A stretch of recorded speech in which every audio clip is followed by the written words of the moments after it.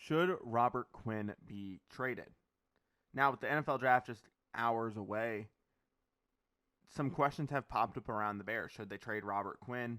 Robert Quinn has come out and said he doesn't want to be traded. He would like to stay in Chicago. I've seen, videos on TikTok of fans saying, yes, Robert Quinn should be traded. No, he shouldn't. We should stick with him. He just had an amazing year. But let's look at the facts, right? Over the 10 seasons that he's been in the league, no, 11 seasons, he has amassed 101 sacks. He's played 135 games. He's only started 100. No, he started 135 of those games. He played 156. Over his 2 years in Chicago, he has 1 fumble recovery, 7 forced fumbles. He's played 29 games. No, he's started 29 games. He's played 31. He battled through injuries his first year. Did not have a great year. Only 20 total tackles and 2 sacks. But let's be real. When you're battling injury, and apparently it was a foot injury, and as an edge rusher, that's a very hard injury to get around.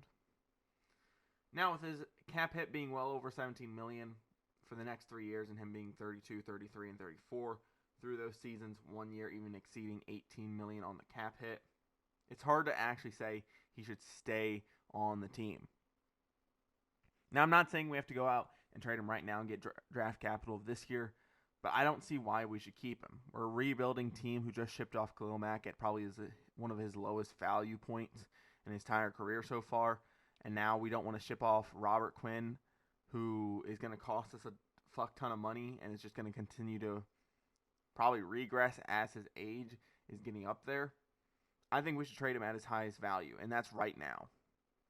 Some people may disagree because you need at least one edge rusher on your team that can reliably get to the quarterback, and he's proven to be able to do that multiple years in his career.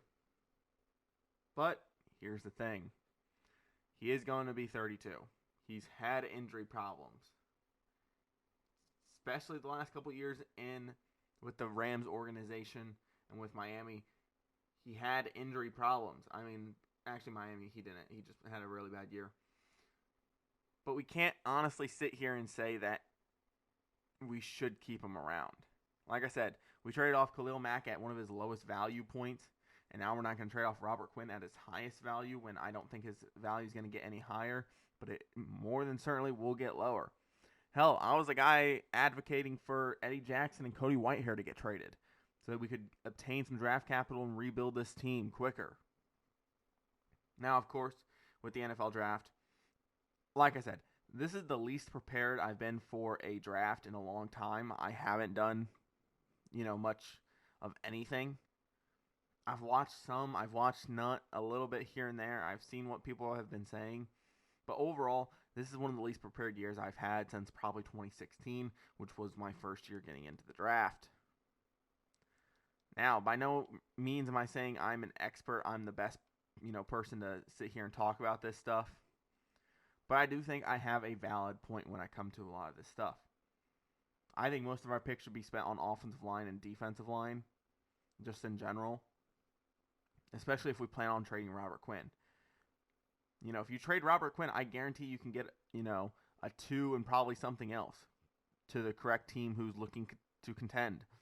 What's a team out there that has maybe a young quarterback that needs another edge rusher? Do the Cardinals have money right now to be able to obtain Robert Quinn? They did just lose Chandler Jones, What about the Patriots? The Patriots could always use an edge rusher. Now, I'm not saying we have to trade him, but I think it's the smart move. I respect Robert Quinn, but Robert Quinn, you need to be traded. Your value has never been higher. If you actually want to do something for Chicago, you're probably going to get traded. I appreciate everything you've done for us, but it's just time to move on. But like I said, with the NFL draft, I would like to see a lot of the picks be geared toward offensive line. We still have holes across the offensive line. I think Cody Whitehair should be replaced here sooner rather than later. Lucas Patrick isn't the fix at right guard or center, wherever you want to plug and play him. And even if he is starting at right guard, I think Sam Mustipher is not the fucking clear and obvious choice as our starting center for a long time. I know he's only like 25, 26, but he needs to be moved on from. There's a reason why he couldn't beat out Cody Whitehair or James Daniels for the longest time. Larry Boneroom's cool, but is he the future right tackle? Is Tevin Jenkins even going to, be healthy most of his career? And if he is, will those holding calls be, a thing that he can fix? I don't know. And our interior defense line, I think we're switching to a 4-3 if I heard correctly. It's not great right now. Your best defensive lineman is either Kyrus Tonga or Justin Jones. Actually, no, it's probably Mario Edwards and Angelo Blackson. But that just proves how bad that interior defensive line is. Granted, I would also look for a linebacker somewhere in the either fourth or third to try to pair up with Roquan Smith. Now, Nicholas Moreau and Joe Thomas are both fine backers at the moment, but they're nothing too exciting. They're not going to get your blood pumping, and I think it's going to leave Roquan Smith, weak back there. Now, of course, we could always bring back Alec Ogletree sometime in the offseason, but as of right now, I don't think there's a clear number 2 stand-up backer to put alongside Roquan. Safety group needs help. I think corner is fine for now.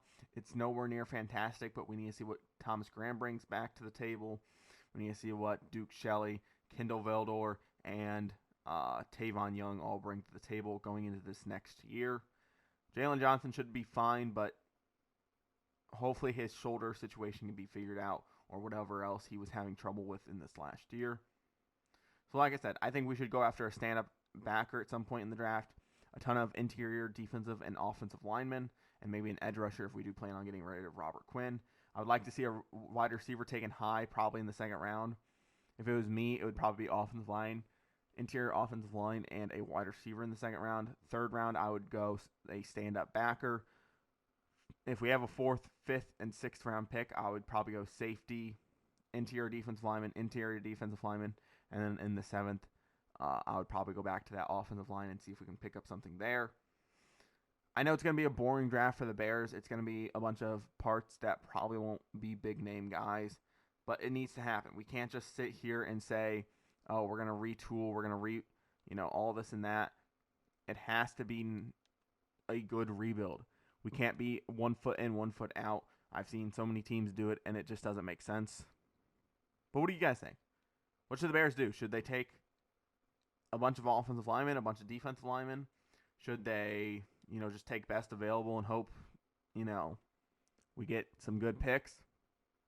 Do you think we should trade down, trade up? What do you guys think? Now, of course, this is all just speculation as a lot of stuff is around the NFL at this moment. But if the offseason was any indication of how this draft is going to be, it is going to be a crazy one. And I'm not just saying that just to hopefully hype up the draft. It will be. Now, if you guys are looking for my Madden 22 roster, I will be updating it through the draft, so keep tuned for that. I'll make a video probably at the end of each day. Even if I don't have all the picks done, I'll probably still end up making a video basically just discussing how to get the roster and what I've been doing.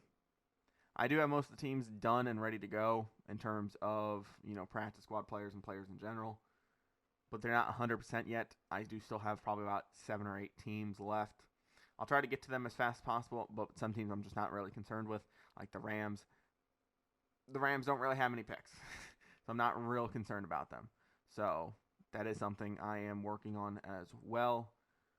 And then I will have draft reactions for the Bears picks on day 2 and day 3. They don't have anything on day 1. So it's not going to be super exciting for me. I'm still going to enjoy the draft, though. I'm going to probably watch with some buddies, probably watch a stream or two. And I'll see you guys in the next video, which will probably be roster updates. So, but with that being said, guys, I'm out. Peace.